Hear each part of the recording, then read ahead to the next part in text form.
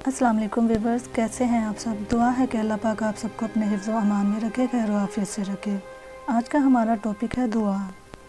कहते हैं दुआओं में अब असर नहीं रहा। मैं बताऊं दुआएं कब असर करती हैं?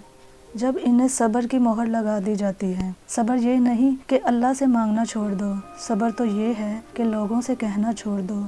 इंसान जब टूटता है ना, तो सिवाय रब के कोई इसकी आवाज़ नहीं सुनता, और टूटी हुई चीज़ों में लोग सिर्फ तजस्सुस रखते हैं, जबकि अल्लाह टूटी हुई चीज़ों से मोहब्बत रखता है। दुआओं को सब्र की चादर पहना कर देखें ये कैसे साहिबान बनती हैं। दुआएं 7 आसमानों तक जाती हैं। तहज्जुद में मांगी गई दुआ रद्द नहीं होती। जब सब सो रहे हों और तुम अपने इस रब से गुफ्तगू करो तो वो कैसे नहीं सुनेगा। क्या पता तुम अपनी मंजिल से सिर्फ कुछ सजदों की वजह से दूर हो। तुम्हारी चाहत, तुम्हारा यकीन तुम्हें तहज्जुद तक लाता है। तुम्हें मुश्किलात के लिए, सजदों के लिए चुन लिया जाता है। इस अल्लाह को मांगना पसंद है। अपने बंदों का तो मांगो, इससे वो नवाजेगा, ये इसका वादा है। अल्लाह हर वक्त ऑनलाइन है, अभी बात कर लो। वो ये नहीं कहेगा कि मैं इस वक्त मसरूफ़ हूँ, तुमसे बात नहीं कर सकता। वो ये भी नहीं कहेगा कि मेरे पहले सेक्रेटरी से अपॉइंटमेंट ले लो।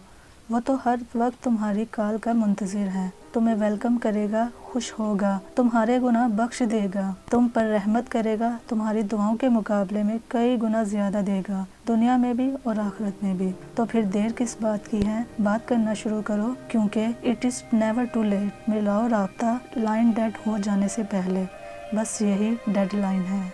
सजदा कर लिया है तो क्यों खुदा से जिद लगाए बैठे हो। तरीका बंदगी है, सर से पहले दिल को झुकाया जाता है। क्यों होते हो परेशान अंजाम के खौफ से, तुम उनके पीछे नहीं भागते जिनका मामला खुदा को थमा दिया जाता है। कभी कभी ऐसा भी होता है कि जो दुआएं हम ये सोचकर मांगना छोड़ देते हैं कि ये तो मुमकिन ही नहीं है, ये हमें कैसे मिल सकता है। अल्लाह वही दुआएं कबूल करके हमें एहसास दिलाता है कि देख मेरे बंदे, मेरे लिए कुछ भी नामुमकिन नहीं। सुभान अल्लाह।